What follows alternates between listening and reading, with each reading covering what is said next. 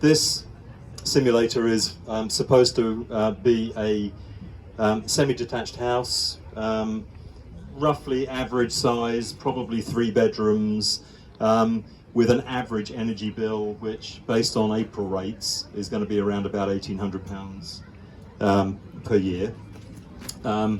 Obviously that's going to go up as we get into October, unfortunately. And it generates a carbon footprint of around about 4 tonnes of carbon a year, so 4,000 kilograms per annum. So what we're going to try and do basically is actually reduce what this house produces, both in bills and in carbon, down to a lower amount. So where do you start? Well, the place that everybody I think starts is around loft insulation.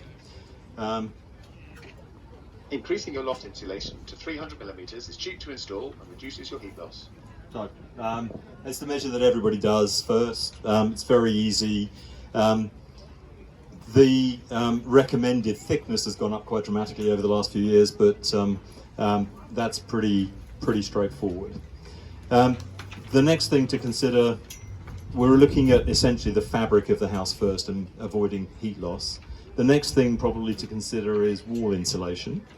So, excellent. Adding insulation to walls greatly reduces heat waste and means no more cold, damp walls.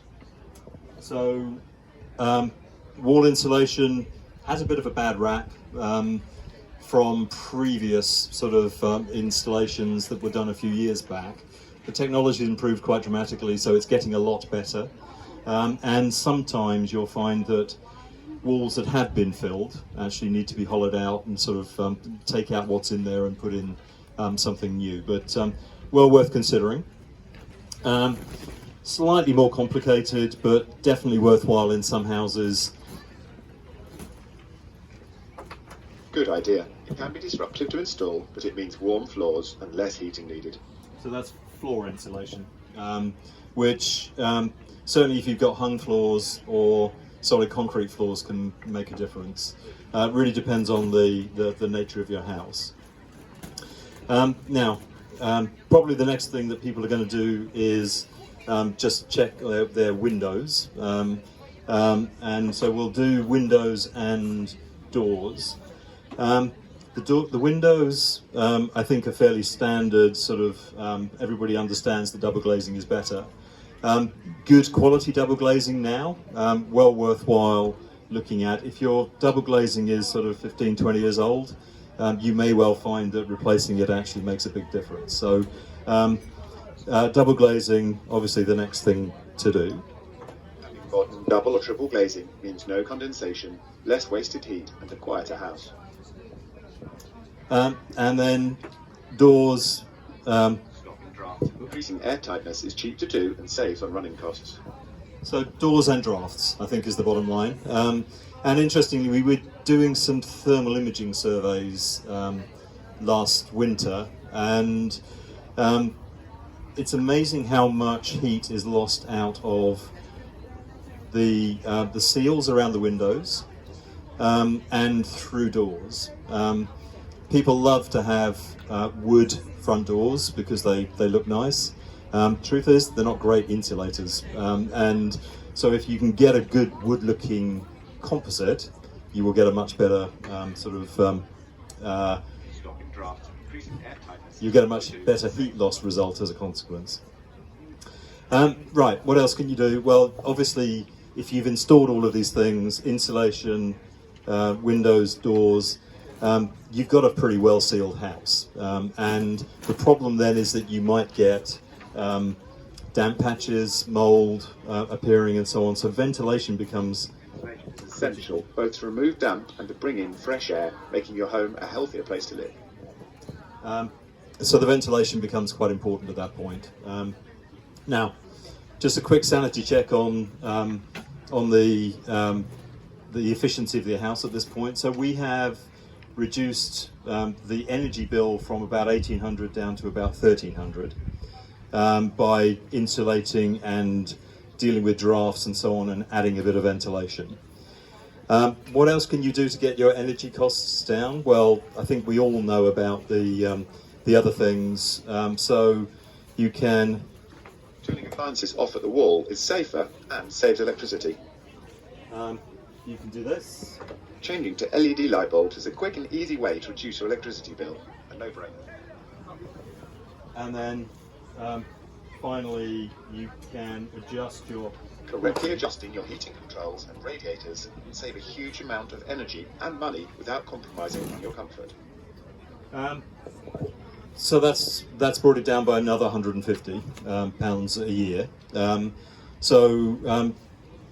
Not huge, but not trivial either, I think is the bottom line. We're then on to two sets of measures which actually I think people struggle more with because of the capital cost of actually putting them in, but they're well worthwhile if you're planning on staying in the house for a period of time. Firstly, solar panels. Great choice. Solar PV panels generate clean and green electricity, reducing your bills and carbon footprint. And that made a massive difference. We're now down to essentially half of the 1800. We're now down to 936 because you've reduced your consumption as much as you possibly can, and you've now put in solar panels to actually sort of generate a bit of electricity as well to improve the quality of the house and the efficiency of the house. One last thing you can do to improve your carbon footprint is put in an air source heat pump or a ground source heat pump. Very effective at reducing your carbon footprint. It won't make a big difference to your energy bills at the moment, largely down to the fact that gas, believe it or not, is priced relatively quite cheaply compared with electricity. It's hard to believe that at the moment given the current cost of bills, but actually I guess the other way of putting it is perhaps the electricity is inflated prices relative to what they should be. So you put in a heat pump. Installing a heat pump means you won't be reliant on gas anymore. You'll be switching to an electric heating system that can use renewable energy. And that, I think, is the important point. So the reason why this is such a big impact on your carbon footprint is that you actually get rid of gas altogether, and you're now switching to electricity. And there are two things that you can do to actually improve things even more.